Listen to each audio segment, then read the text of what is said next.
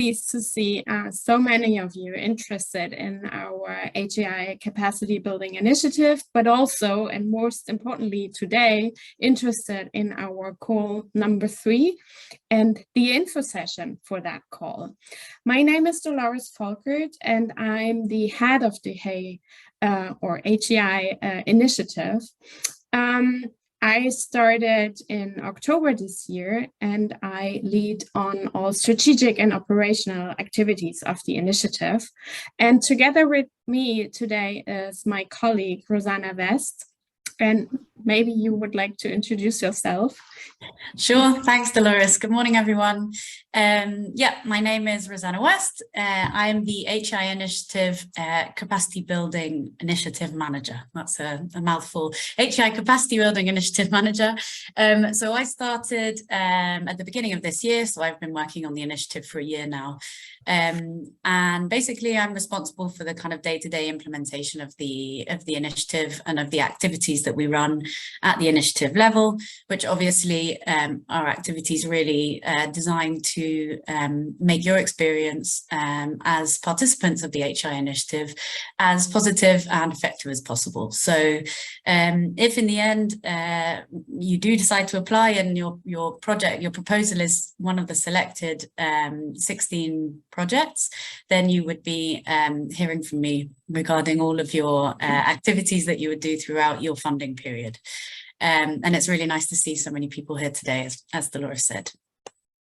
Thank you, Rosanna. It's very good to have you here today with me. And before we start, just let me quickly tell you a little bit about the housekeeping rules. As you may have noticed, you're all automatically muted and your cameras are not visible. The webinar will be recorded and we will put it on our website and also I think on our YouTube channel for all of those who can't participate today. If you have questions throughout our presentation, please type them into the Q&A or the chat box. And we decided we will read them off at the end of the presentation. And those questions that are very important and we haven't even thought about, we will of course put into our updated FAQ on the webpage. But now, let's get started. First of all, I think it is important for those of you who haven't had a chance to apply for a call 1 or 2. It would be very important, first of all, to see the different institutions and organizations that are involved in our HEI initiative. So the global challenges need urgent solutions, and that is why the EIT, the European Institute of Innovation and Technology, was created. It is there to help Europe to compete. It tackles global challenges from climate change and sustainable energy to health, living, and raw materials dependency. But also it is there to change the innovation culture in Europe. The EIT was established by the European Parliament and Council in 2008 and functioned as an independent institute. The EIT's innovation model is uniquely for Europe, and it is there to leverage innovation support and funding across the EU. So as you can see here on the slide, that the EIT brings actually together 3 sides of the knowledge triangle, which is research, business, and education. So the EIT aims to increase the cooperation and the integration between these 3 sides of the knowledge triangle.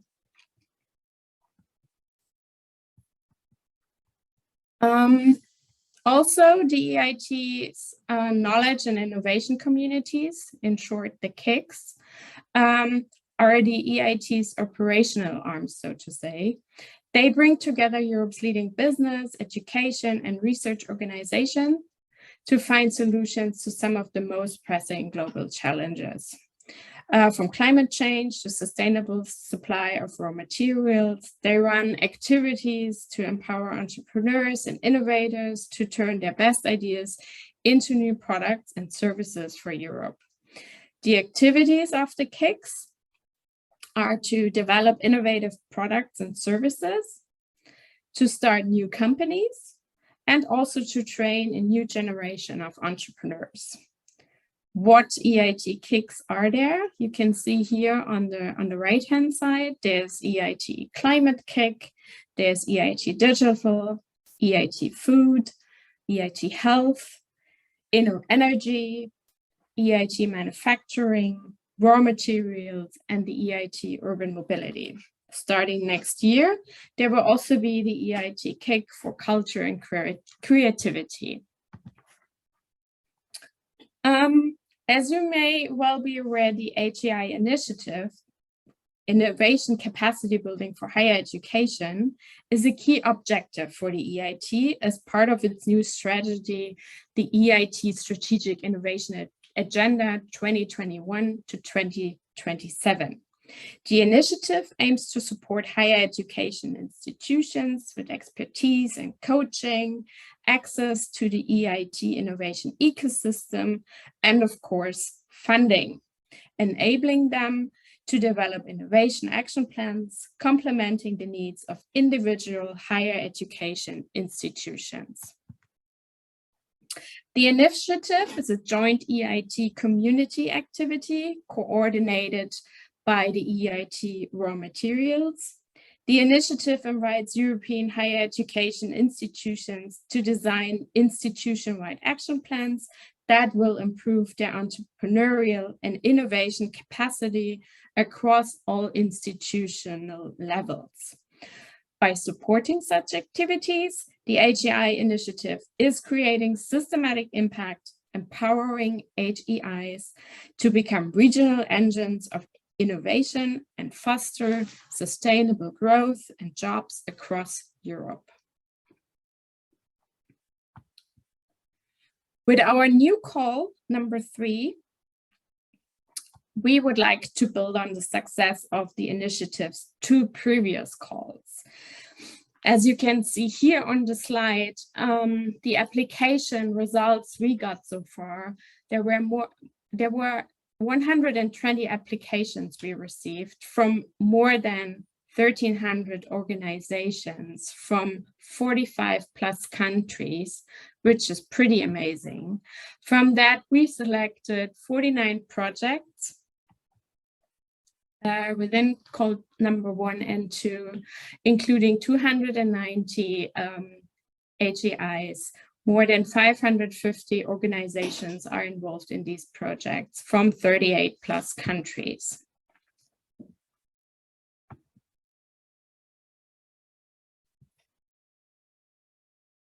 Both calls, let me go back quickly, awarded 49 projects, as I said.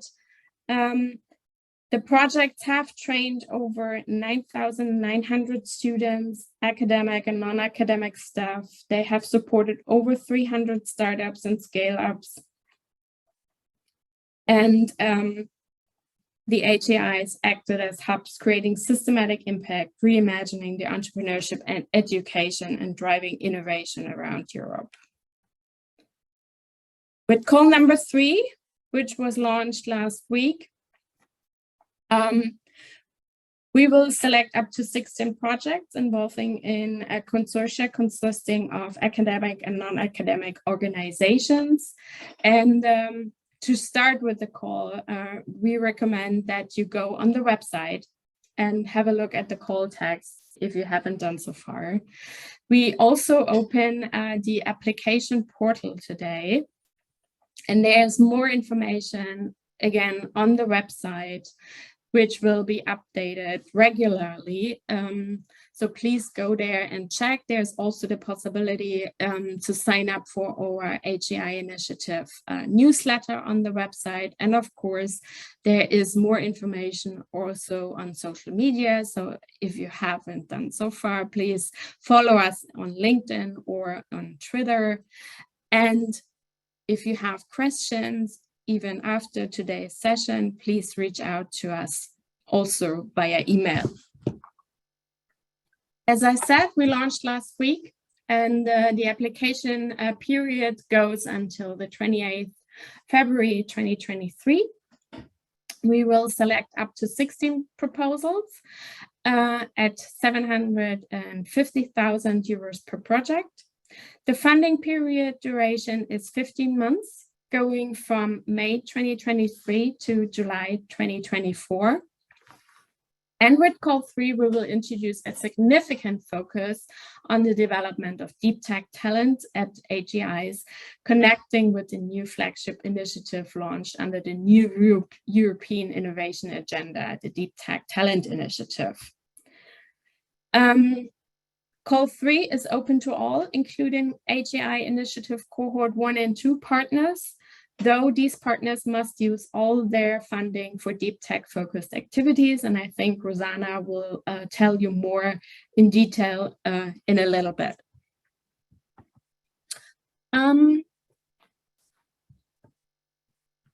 As I said, the call will connect with and feed into the new flagship initiative launched under the new European Innovation Agenda, the Deep Tech Talent Initiative, which actually aims to develop and offer pan-European talent and skills development programs to rapidly skill, reskill, and also upskill at least 1 million talents in the next 3 years. And upon application, HEIs will be asked to sign an expression of interest in joining this DTTI pledge.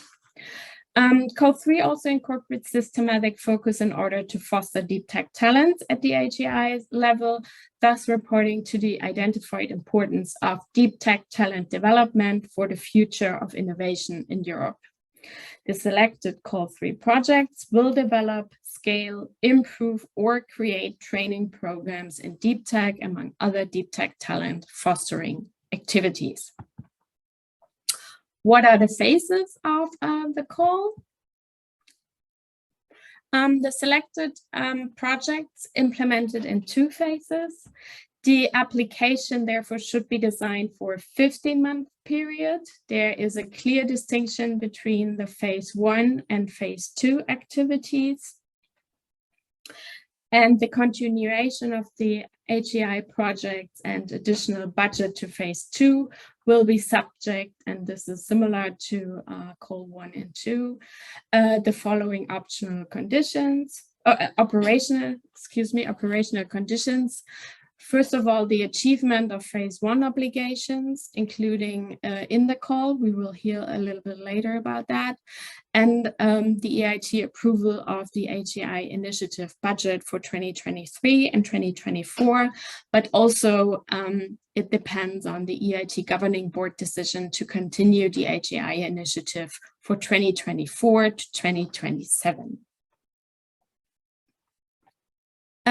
Phase 1 starts on May 1st, 2023 and goes until the end of November 2023.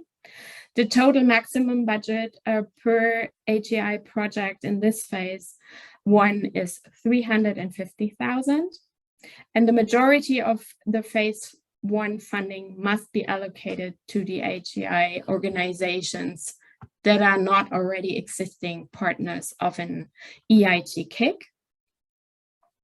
In order to be extended into phase 2, the following criteria must be fulfilled. First of all, the delivery and validation of the EIT KPIs included in the IWAP. We will hear about that later, which is also described in our call text in detail. The achievement of key milestones in phase 1 in the multi-annual HEI transferability plan to achieve institutional change in phase 2, and the submission of an updated IWAP. Phase 2, then, after the in between both phases, the so to say stop and go decision period.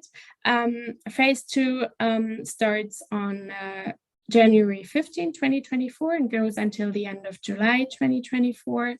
And the total maximum budget for phase 2 is 400,000 euros. And the majority of the phase 2 budget must be allocated to HEIs that are not already existing partners of an EIT KIC. Again, the implementation of the HEI projects will be subject to approval of the budget for the initiative for 2023 and 2024.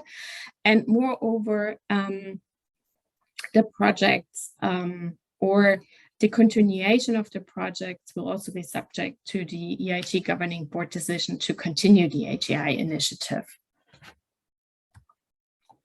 Here you can see again the phases 1 and 2 and their duration with a total of 15 months and a stop-go decision period in between going from December 1st to January 15th of January 2024. And with that, I would like to hand over to my colleague Rosanna to talk a little bit about the eligibility criteria. Okay, thank you very much, Dolores. We already have a very, very active chat going on with lots of questions, so that's good. Just to note that I have answered a few kind of simpler ones that I could just reply in text, but we will come back at the end of this presentation to go over your questions. And if we don't have time to go through all of the questions, we will download the chat from this webinar and we will incorporate those into the FAQs document. Okay, so we will be there to answer questions. And also you have the general inquiries email address on the Call 3 webpage, which you can reach out to, and we will be responding to you through there. Okay, so I'm going to start going through the eligibility criteria now for Call 3. Okay, Doris, next slide as you're sharing.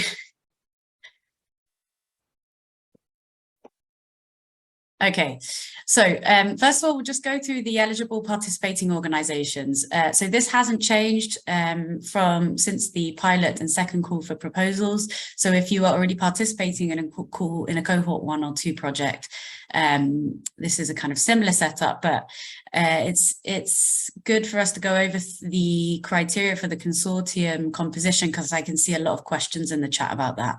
Might I recommend maybe that you kind of keep your questions stored up because many of them might be answered in this info session, and then towards the end, if they still haven't been answered, you can put them in the chat.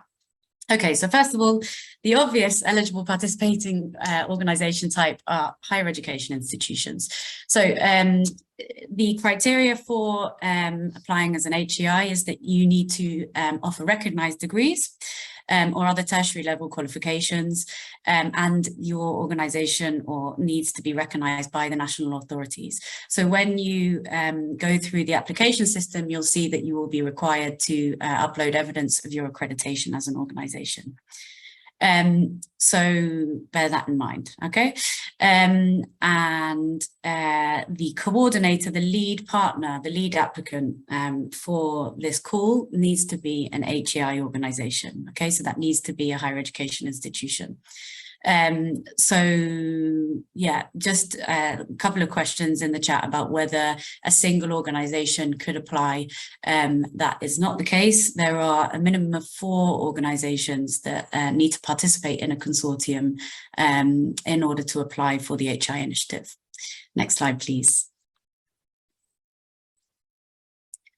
Okay, the other types of participating organisations that are eligible to participate in a consortium are public or private, small, medium or large enterprises. This includes social enterprises, NGOs, they can participate. Research institutes, and there was a question in the chat earlier about whether these need to be like part of a, research faculties within a university. These can be separate research institutes. They don't have to be necessarily universities. Public bodies, so that can be government bodies, local, regional, national level bodies, they are eligible to apply. And then associations, intermediary organizations that represent HEIs. So they are the other eligible participating organization types that can participate in an HEI initiative consortium application. Just to note, to be eligible for funding, for HEI Initiative funding, as this is the HEI Initiative is under the Horizon Europe programme, consortium members need to be established in one of the Horizon Europe eligible countries. There is more information in the call text about this. So yeah, I would check that out, and also in the FAQs, which are going to be published today on the Call 3 website. There is a bit more information about the details around funding eligibility related to the kind of geographical side of things. Next slide, please. Okay, so I can see lots of questions coming in the chat that are about to be answered, so that's a good thing. For the consortium composition, as I've said, there needs to be a minimum of 4 organisations participating in an application to the HEI Initiative Call 3 for proposals. There's no maximum number of organisations within an HEI project consortium. So, for example, in currently funded projects, we have between 4 organizations and 12 organizations participating in a project. So that's really up to you when you're submitting when you're putting your consortium together and you're submitting your application to decide what the most effective consortium composition looks like, and how many organizations you need to be participating in your project in order to make sure that you reach the objectives that you set. Okay, so in terms of the breakdown of the consortium composition, there needs to be a minimum of 3 HEIs from 3 different countries. Okay, that's one of the questions I've seen come up already. There needs to be at least 3 different countries kind of featured in your consortium composition, and they need to be HEIs from 3 different countries. One of the HEIs, as I said before, needs to be the applicant or the coordinator, because if in the end your proposal is selected for funding, there would be a lead applicant, lead coordinator, and they would be also the main contact point with the HEI Initiative coordination team and with the project officer that would be assigned. Then there would need to be a minimum of 2 other HEIs in the consortium as full partners. As we said, 3 HEIs minimum. A minimum of 1 of the HEIs needs to be an existing partner of an EIT KIC. Okay, the majority of the HEIs in the consortium should not be partners of an EIT KIC. That means, for example, if you have 6 organizations participating in your proposal, at least 4 of those need to be non-KIC partners. Okay, because the majority have to be non-KIC partners. And then a minimum of 1 HEI needs to be what we're calling here a new partner. What that means is partners that are not currently participating in a funded cohort 1 or 2 HEI initiative project. So we'll go a bit into detail around this in a later slide, but actually this is a first with the HEI initiative calls for proposals that for call 3, cohort 1 and 2 project partners will be eligible to participate in a call 3 proposal. And then finally, a minimum of 1 actor from another side of the EIT knowledge triangle. So that means regional territorial authorities, vet organizations, RTOs, SMEs, startups. Again, there is detail about this in the call text. And the list of EIT KIC partners will be published on the HEI Initiative website later today. So you'll be able to go through and see who is considered a KIC partner and who is not. Okay. Consortium composition. So what we're looking for is a broad geographical scope. Obviously, we're looking for broad scope of impact as well. So this is really important. And particularly, we are looking for consortia that involve organizations established in risk-eligible countries. So that's really, really strongly encouraged. Okay. There is in the FAQs, there's kind of a link to the list of risk-eligible countries. So you can go through and check that out in detail. And we also suggest that relevant regional and territorial authorities are consulted in the process of you preparing your HEI application. Okay, there's also a strong link to smart specializations in the call text, so make sure you look through that closely. And we would encourage you to kind of reach out to your local contact person when it comes to the smart specializations aspect of the proposal. We also encourage existing consortia of HEI, so that could be, for example, the European Universities Alliances, funded by the European University Initiative, to submit an application. So we have had in the past European University Alliances submitting an application. So that's also encouraged. Next slide, please. Okay, so a bit of an explanation around what is a full partner and what's an associated partner in terms of putting your consortium together. So a full partner means that you receive funding, you receive grant, EIT grant, and that you will sign a grant agreement. Okay, an associated partner means that you cannot receive funding and you do not sign a grant agreement with the KIC, which you would then be assigned to. Okay, that's the definition of full partner and associated partner. In terms of the criteria around participation on this, you may participate as a full partner in only one application to the HEI Initiative Call 3 for proposals. So you cannot participate in two separate applications to Call 3 as a full partner. If you do not fulfill this eligibility criteria and we received two applications for Call 3 where we see you listed as a full partner in both, that will result in only the first application that was submitted to the HEI application portal being considered eligible for funding. Okay, so it's really important that you read carefully this eligibility criteria and you make sure that you stick to this, because otherwise you will inadvertently make an entire proposal made up of a number of different organizations ineligible from the get-go. Okay, so it's really important you look at this. However, an organization can participate as a full partner in one HEI application to Call 3 and as an associated partner in another Call 3 HEI application. Okay, the main thing here is to think that you can only receive funding as an organization from one successful Call 3 proposal. Okay, but you can participate as an associated partner in another one. And you can also participate as an associated partner in multiple applications. Next slide, please. Okay, so just a slide on the eligibility of cohort 1 and 2 HEI Initiative partners, which I mentioned before. The HEI Initiative cohort 1 and 2 project partners are encouraged for Call 3 and are eligible to participate in an application. However, there is some restriction placed on these partners who have already received funds for a cohort 1 or 2 project. All of the funds that you would receive for the Call 3,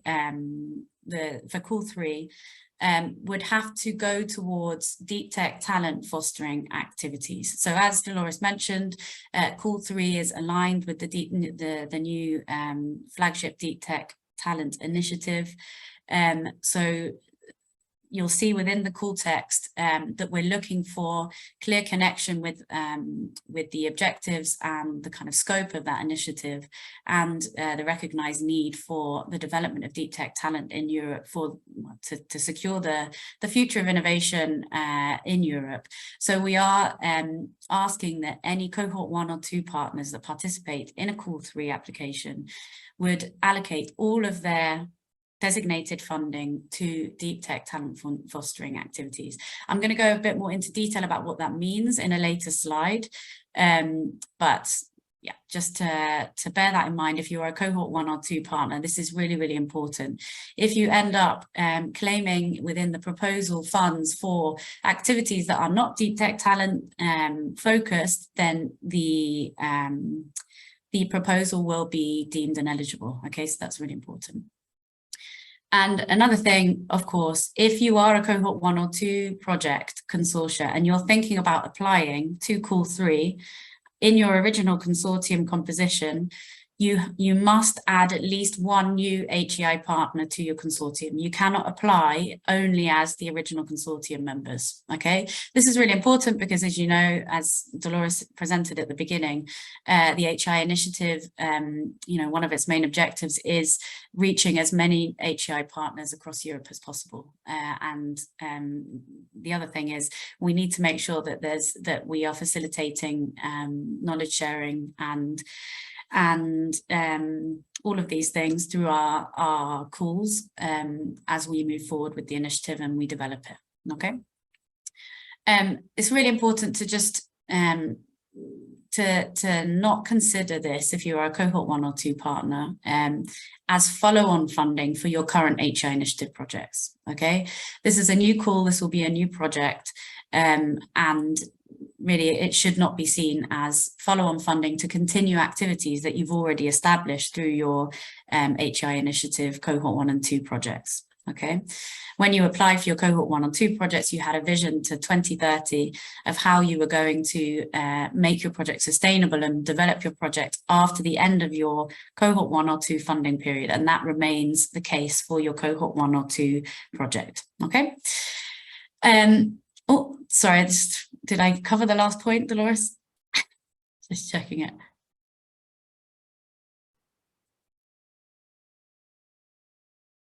Yeah, this was just a note for cohort 1 or 2 partners that decide to continue working with a current consortium. You might also decide to go another route and not continue with your original consortium, or indeed maybe some of the partners wish to apply and the others at the moment don't have the resources to do so. You can apply to Call 3 with a handful of your original consortium members, and you can add on as many new members as you like. You know, you may have, through your networking experiences within your current projects, you may have come across organizations or people that you thought you might like to collaborate with in the future, and this might be your opportunity. Okay, so don't see this call as you know, you only have to continue in the same composition you've had before. Next slide, please. Okay, eligibility criteria in terms of commitment. So we ask for commitment of top management and faculty, well, top management of your universities, and also, obviously, if you are an organization that is a non-HEI, this would need you would need to have commitment from the kind of top echelons of leadership within your organization. And we ask for commitment from faculty deans and department heads. Okay, at least 2 actually we request. You will see in the application form 2 separate commitments from to either 2 faculties, a faculty in a department, or 2 departments. Okay, so you will actually be asked to submit the commitment letters from these different parties. Okay, and in the case of HEIs, this means top management people such as rectors, chancellors, etc. Okay, and as I mentioned, a minimum of 2 faculties or 2 departments within each of the HEIs have to be involved in the submission of the application and then the implementation of the selected HEI projects. Given obviously the deep tech focus of this call, it would make sense for you to be involving faculties or departments that have expertise in these areas and will be able to contribute to this, to the objectives of this call. And we ask you to, as I said, to submit, upload signed commitment letters at the time of application. Next slide, please. Okay, HE Innovate. So HE Innovate is a self-assessment tool which has basically been developed for organizations to, well, conduct a self-assessment of areas that they are strong in and areas that need that really need improvement when it comes to their innovation entrepreneurship capacity. So we ask you to actually complete the HEI Innovate self-assessment before you submit your application. And actually, it's the results of this self-assessment is what informs the proposal that you will put together to apply for this funding. Okay. It will drive the choice of selected actions that you take for your IVAP. So just as a quick overview, your IVAP is your Innovation Vision Action Plan. I will go on to this. But basically your IVAP is the kind of result of your application. So when you are completing the application through the application system, the kind of downloadable file at the end of that, so your application will become your proposal, and your proposal is your Innovation Vision Action Plan. And you will see that the HEI Initiative framework is built around 5 domains, which are kind of thematic areas of innovation and entrepreneurship. And you will need to select, as a consortium in your application, at least 6 actions across these 4 domains. I won't go into detail in these now because you can find them listed in the Call 3 text. So I recommend you go through that and take a look at what these kind of thematic innovation areas are and the kind of actions that you will be able to implement. And need to decide which ones you will implement through your project. You can do more than 6, but we request at least 6, and they will need to be spread across the domains. So the HEI Innovate self-assessment results will actually help you drive the choice of those actions. So obviously that means that when you do the self-assessment, you see the results, you'll see the areas where your consortium or indeed your organization is falling behind, needs to improve, room for improvement. And so you can select your actions according to those results to make sure that you're really focusing on the important areas for your organization and for your consortium. We will ask you to submit the results of your HEI Innovate self-assessment. So there's no way that you can get away with not doing it. You just need to upload those as a PDF. The link to HEI Innovate is there if you want to check it out now. It's also linked in the call text. Next slide, please. Okay, the IVAP, the Innovation Vision Action Plan, what I've mentioned before. Okay, just a short introduction. So as I said, you're all required to create one of these Innovation Vision Action Plans as part of your application. As I said, it's what will become the kind of guiding document for you throughout your both your funding period and your post-funding period. So the IVAP takes a long-term view towards innovation and entrepreneurial capacity. We actually ask you to outline your vision until 2030 in your IVAP. What it should do is illustrate how the HEIs in your consortium will engage with and contribute to strengthening regional innovation ecosystems, okay, which is, as Dolores outlined at the beginning, presenting the HEI Initiative, is really what this is all about. And as I said before, it's designed on the basis of the results of your HEI Innovate self-assessment. You can either participate in the HEI Innovate self-assessment individually, so each of the organizations can complete it, or you can do it as a group.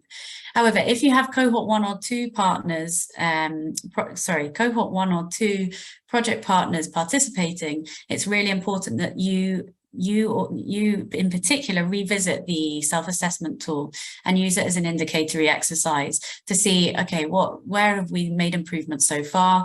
Where are we still lagging behind? That's really important that you don't just use the results that you got 1 or 2 years ago when you had to do it for call 1, the pilot or second call for proposals. Okay, there is no IVAP template. So the answers that you provide to the questions that are in the HEI Initiative application system will actually culminate in your IVAP. Okay, so they will culminate, that's a mouthful, cumulatively generate the Innovation Vision Action Plan. Okay, we designed the HEI application system based on the Horizon Europe framework, just to let you know how that was designed. And as we said, you're required to articulate a vision for 2030, and you'll need to develop a step-by-step action plan to lasting impact. So that will include descriptions of your work packages, deliverables, milestones, stakeholders, beneficiaries, budget. You'll need to provide indicators and processes to track your results and your impact. You'll need to demonstrate how you are aligning with the EIT impact framework, which already happens kind of automatically through the fulfillment as well of the KPI requirements that are outlined in the call text. You will also need to present a risk management and IPR plan, and you will need to participate in the kind of launch event of the projects, which is called the IVAP workshop, which for call 3 would happen in May 2023 if your proposal was selected for funding. And that would be an in-person event where we bring together actually all of the call 3 selected projects, as well as the cohort 1 and cohort 2 projects. So the entire portfolio of HEI Initiative projects would come together, and we would workshop various things to help you develop your IVAP for implementation. Thanks, Dolores. Okay, it's really important that you shape a vision statement for your application. So we will ask you to provide that. So the vision articulates the consortium's ambition to produce HEI institutional change until 2030. So it really needs to articulate what your vision is after the funding period, which, as some of you have noted, is shorter for call 3. It's 15 months. So we're really going to be looking to see how you will use the funding period as a launch pad for longer term activities until 2030. Okay, and there's an example of a vision statement there, which is EIT's vision. Thanks, Dolores. Okay, so as we said, the action plan will include the endorsement in writing to demonstrate the commitment.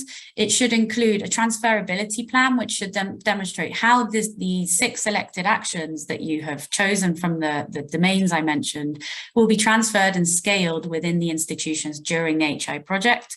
You need to outline a detailed plan for further institutionalization of the Innovation Vision Action Plan beyond the funding period. As I've mentioned before, I'm really pushing this point, but it's really important. You will also be asked to develop a training for at least one of the selected actions, okay?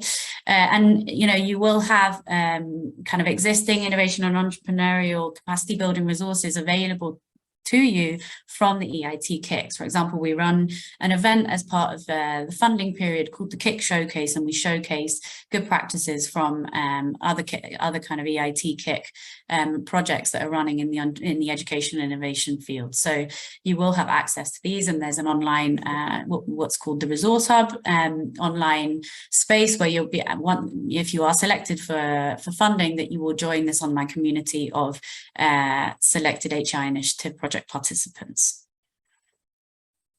Next slide. Okay, so just to mention here, you will be asked to actually align with two KICs, the strategic objectives of at least 2 EIT KICs. So these are these knowledge and innovation communities, as Dolores presented at the beginning. So for call 3, you can align with the strategic agenda of the currently participating KICs. Some of you may know that recently a new KIC was launched, Culture and Creativity. However, they're not going to be participating yet in call 3, so they'll join for call 4 if that happens. But just to note that InnoEnergy, EIT InnoEnergy won't be actively participating in the HEI Initiative for call 3. So it's best to not connect with their strategic agendas, because basically when we see which strategic agendas your project is aligned aligning with, we will do our best to actually assign your project, if selected, to that KIC, so that there's some kind of thematic alignment going on there. Okay, this is also noted in the call text. Next slide, please. Specifications of the IVAP. Okay, this is going a bit more down into detail.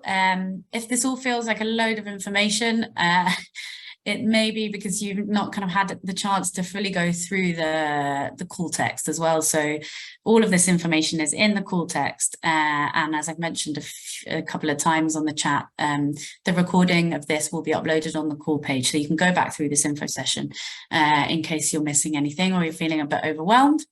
So I'm going to start with the impact and the EIT KPIs. So these are the key performance indicators with which we will measure the kind of progress of the projects if they are selected for funding.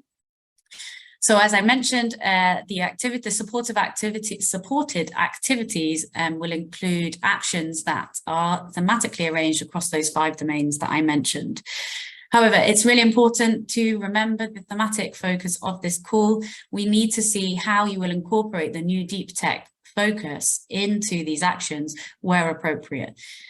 It doesn't mean that every single action and activity that you outline in your IVAP needs to be deep tech focused. It doesn't need to be exclusively deep tech focused. There is one specific EIT KPI, which is a mandated deep tech KPI, deep tech focus KPI, and I'll go on to that in a second. But generally, we need to, you can be smart with this and also, consider your resources in the expertise area of your consortium partners. Think about how you can incorporate the deep tech focus into your innovation and entrepreneurship capacity building activities that you outline in your proposal, okay? Because any deep tech kind of thematic incorporation will be positively evaluated because we excuse me, we've recognized this need for the kind of deep tech talent fostering kind of sites aspect of innovation capacity building within the European higher education sector. Okay, so that's why it will be positively evaluated, and that's why we are aligning with the Deep Tech Talent Initiative. Okay, but it doesn't mean that every single activity has to be deep tech focused. All right, you can use your intelligence and your expertise and your common sense there to see where this thematic focus can align with other innovation capacity building activities that you want to run. Okay. So the Call 3 selected projects will be assessed via 4 EIT KPIs. Okay, and at least 1 EIT core KPI.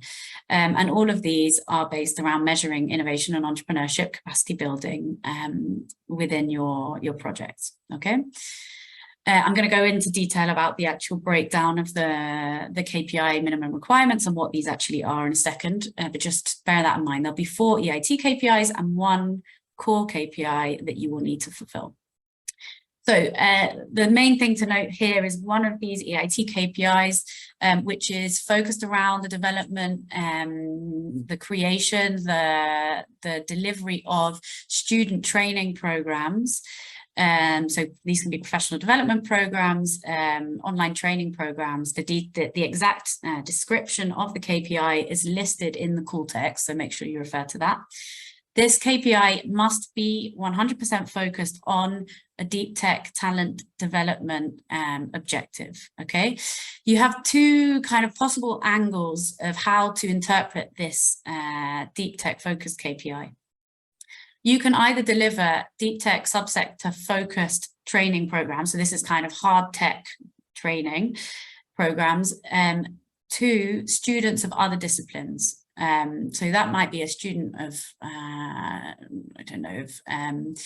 engineering or of business or what have you, but the training program you deliver to them will be kind of hard deep tech training, and that would be training that would be relevant for them for the development of their research or development of their innovation or entrepreneurial activities that they are already working on. Okay.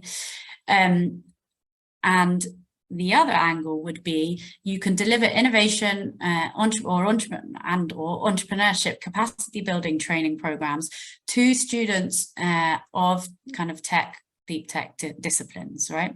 So it just means that there needs to be a connection with deep tech, either from the side of, okay, we have these deep tech students, but they really don't know how to commercialize what the kind of the research and the technology that they're developing.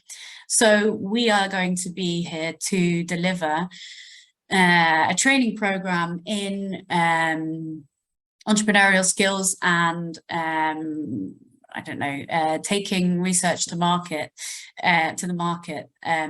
programs to those students.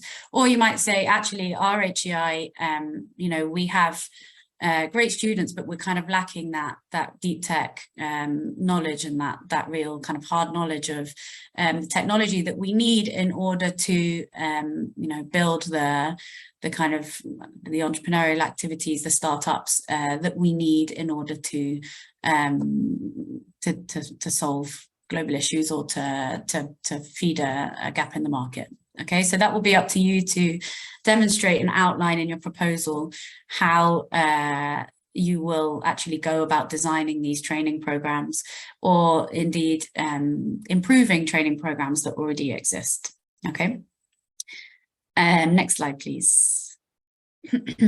Okay, to go into a bit more detail about the KPIs. So we will require a commitment to a kind of a predefined minimum number of EIT KPIs in phase 1 of the project. So as Dolores mentioned earlier on, we have these 2 phases. In phase 1, we'll have minimum requirements, and in phase 2, you will actually have to increase your KPI targets for phase 2. Okay, you'll be in full swing of your projects then, and you'll have things in place, so it will kind of be more accessible for you to reach these higher numbers. Okay, so the first one is that you will need to support a minimum of 2 startups or scale-ups in phase 1, and that would need to be increased in phase 2. So effectively, that would mean at least 3 in phase 2. These are the minimum numbers. We will ask you to actually outline target numbers, and obviously, the more ambitious your targets, as long as we can see that you have the capacity to fulfill them, the better, because the more ambitious your objectives for impact, the more exciting the project, right? So minimum 2 startups and scale-up supported. This is the training program KPI. We will ask for a minimum of 350 students trained with a view to innovation and entrepreneurship in the deep tech field. So this again is where these 2 angles that I've just presented come in. Okay, of those 350 students, we will ask for 35 of those students, of the 350 students trained, to be mentored. Okay, so that'll be mentorship programs, and yeah, you would need to give us the kind of structured data of who those mentored students were. We will then ask you for a minimum of 50 academic staff members trained with a view to innovation and entrepreneurship. These don't have to be in the deep tech field. However, again, any way that you can incorporate the new deep tech objective into this, the better. So if you say, we can really see the need for a kind of deep tech themed training for some of our academic staff members, then that would be great. Of those 50 students trained, we would ask 15 academic staff to be mentored. Then the same applies for non-academic staff, the same minimum KPI. So that's 50 non-academic staff trained with a view to innovation and entrepreneurship.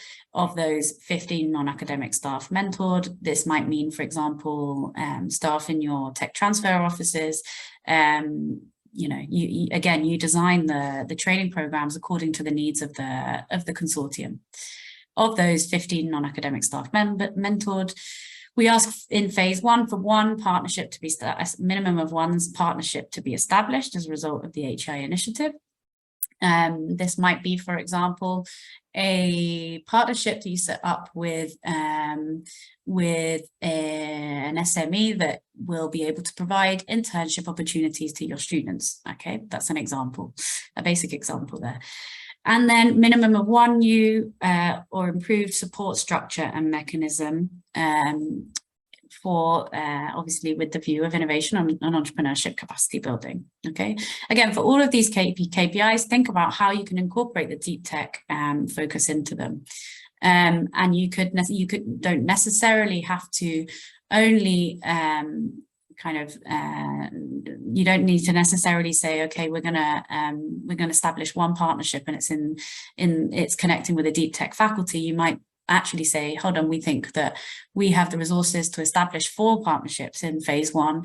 2 of these would be deep tech related and the other 2 wouldn't. You can play with that as you see fit, really. As I mentioned before, the EIT KPIs must be increased in phase 2. So that's the 15th of January to 31st of July 2024 period. And finally, as I said before, the IVAT must demonstrate it's able to achieve a minimum of 1 EIT core KPI. The core KPIs are listed in the call text, and you will need to select which one you choose. You can select more than one if you wish when you are doing the application. Okay, thanks, Dolores. Thank you, Rosanna. That was a lot of information. You probably ask yourself, what's next? How can I start with my application? And how can I actually bring together partners for a consortium to apply with? So we will open a platform which is called Conversation Starter as our HEI Initiative matchmaking and networking tool for call number 3. And with the Conversation Starter platform, you will be able to meet and to match with participants there who best fit your HEI project proposal concept. So the idea is to go on the platform, register, log in, register, put in your information, browse through other participants that registered, and see if you can see partners or interesting participants that could actually be a good match for your consortium and to apply with together. So Rosanna, when will the platform open? Well, it should open. Yeah. Sorry, by the end of this week, but to be on the safe side, I mean, from Monday, I would say start creating your profiles on the Conversation Starter platform, because you'll need to fill in a load of information about, you know, what you're looking for, what your expertise areas are related to the call, you know, what are the specific requirements for your potential consortium in terms of adding new partners. So you'll be asked a load of questions when you register, which will then kind of create your profile on the platform, and then people will be able to connect based on that. Yeah. There's also a built-in video call function, which allows you to set up calls with other participants, and we just put on the slide the dates where you can actually, when it's possible to actually set up these calls. And again, the platform will open on the 21st and will be open until the end of the application period. Yeah, again here, register. All the information you will see on the HEI Initiative Call 3 website.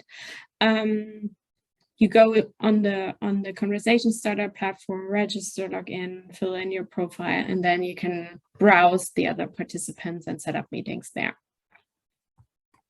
Also, what you can do, and we mentioned that in the beginning, you can sign up for our newsletter to get regular information. You can also, and we really recommend that there will be 3 more info sessions on Call 3. The next one will be on December 5th with a focus on the deep tech angle of the call, but also on quality aspects of your application, which is very important as well. So if you haven't done so far, please register for this info session as well. But also there will be 2 more info sessions where we just have a Q&A session One will take place in January on the 10th and one in February on the 7th. And in these two sessions, we will just give you time as applicants to ask all the questions that are still open at that point of time. And we will go through them to help you really being successful with your application. There will also be an HEI Innovate webinar, and you heard a lot about the HEI Innovate. But we need to confirm the date, so please look onto our webpage regularly or follow us on the social media channels to see when this webinar will take place. Sorry to jump in, Dolores, but it's actually been confirmed this morning for the 8th of December, just for people to keep an eye on that. The 8th, not the 7th? The 8th, yeah. Okay, perfect. So sorry, the 7th. The 7th. Mixing up my Wednesday and Thursday. Okay, there's a lot going on at the moment, as you can see. So it's still continuing with updates, and it's good to go on the website regularly for these things. Also, there will be the EIT Kick partner list, which will be published on the website as well, on the call website. So stay tuned for that as well. And yeah, to get started, heiinnovate.eu, or go back on the website and go through the call text, and we will open the application platform later today. And yes, that is pretty much it from our side in terms of our presentation. I see that Rosanna already answered a few of your questions, and now it's time that we actually go through a few of them. Yeah, I just wanted to mention there's a couple of kind of practical questions related to the following info sessions where they can get the invite, where you can get the invites. If you go onto the Call 3 webpage, you actually have the registration links for all of the upcoming info sessions already live, so you can register. And when you get when you apply, you'll get when you register, sorry, you'll get a confirmation email, and that will include the Zoom link already. The HEI Innovate, that was difficult to get my words out there. The HEI Innovate webinar, as it was just confirmed, as it will be run by the HEI Innovate team. That will be added onto the list of webinars, because we've only had that confirmation this morning, so watch out for that one. And also, if you go onto the HEI Initiative events page for upcoming events, you can see the info sessions as a whole event. So yeah, that is all on the website. There are also lots of people sharing their contact details and things like that. Perhaps the best way to do it is to join the Conversation Starter platform, I think. Yeah. Rather than us, emailing out lots of people's email addresses. This is really what the Conversation Starter matchmaking platform is there for.